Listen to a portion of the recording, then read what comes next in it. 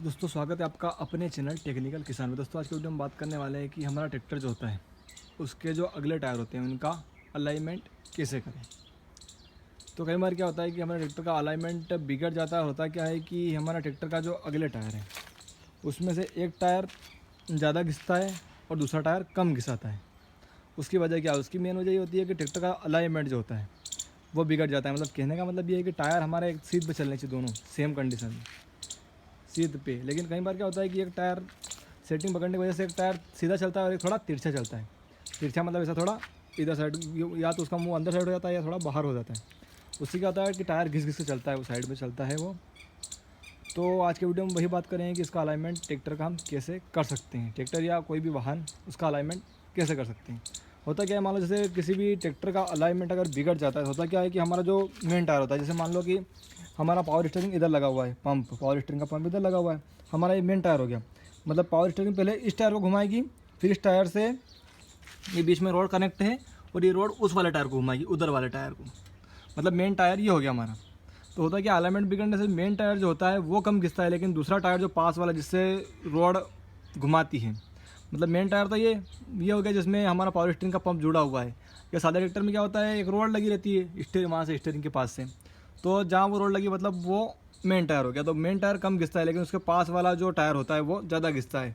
क्योंकि main tyre जो होता है जिसमें पंप या स्टीयरिंग लगी होती है वो टायर तो सीधा ही चलता है, लेकिन इस टायर से जो दूसरा टायर अटैच रहता है रॉड के द्वारा वो तिरछा हो जाता है। ये टायर तो सीधा ही चलता है। तो कर क्या सकते हैं, जैसे कि अगर मान लो अलाइनमेंट बिगड़ गया है, तो सबसे पहली बात तो ये है कि हम पता कैसे करें ट्रैक्टर का अलाइनमेंट सही है कि बिगड़ गया है। तो करना क्या है, उसके लिए अपने को एक तरीका होता है, या तो अपन कोई रस्सी ले लो और दोनों टायर को सामने से पहले माप लो।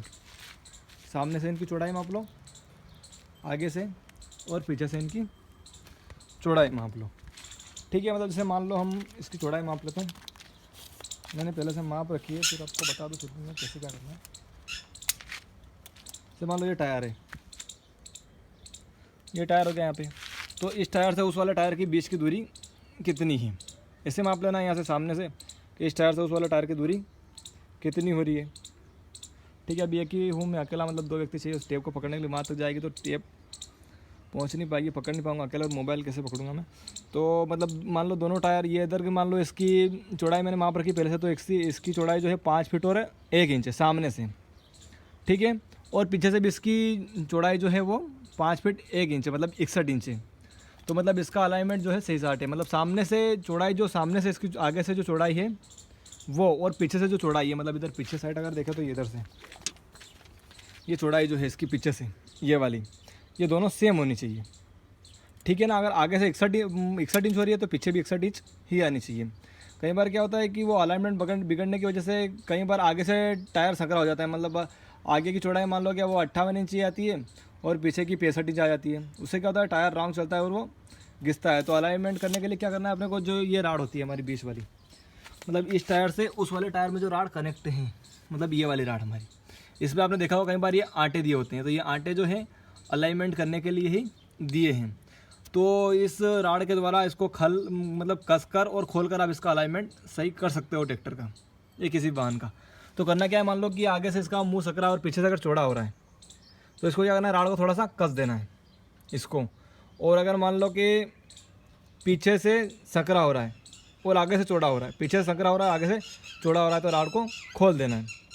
तो दोनों तरीके से खोल कस के, मतलब हमको क्या करना है कि टायर का जो सामने से इसकी चौड़ाई जो है, मतलब यहाँ से चौड़ाई इसकी उधर वाली सामने वाली चौड़ाई और आगे वाली चौड़ाई और पीछे वाली चौड़ाई दोनों सेम होनी चाहिए। तो इसका अलाइनमेंट ट्रैक्टर का सही है। तो ये जो रोड होती है इसको खोलकर और कसकर हम ट्रैक्टर का अलाइनमेंट कर सकते हैं बहुत ही आसानी से।